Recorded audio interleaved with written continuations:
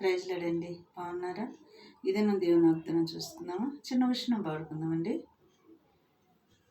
పర్వతములు తొలగినను మెట్టలు తరిలిన నా కృపా నిన్ను వీడదని అభయమిచ్చితివే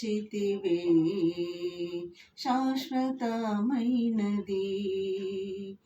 నీవు నాయడ చూపిన కృప అనుక్షణం నన్ను కన్ను పాపవలే అనుక్షణం నన్ను కన్ను పాపవలే కాచిన కృప.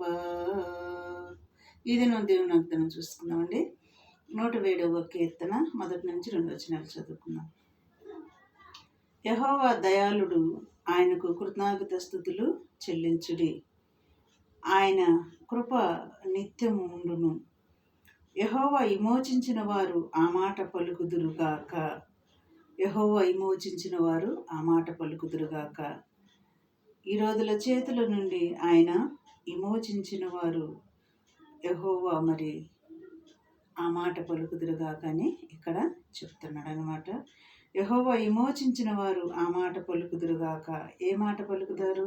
యెహోవా దయాళుడని, ఆయనకు కృతజ్ఞతాస్తుతులు చెల్లించుడని, ఆయన కృప నిత్యం ఉండునని ఆ మాట పలుకుతారంట యెహోవా విమోచించిన వారు. ఇది నా వాగ్దానం అండి.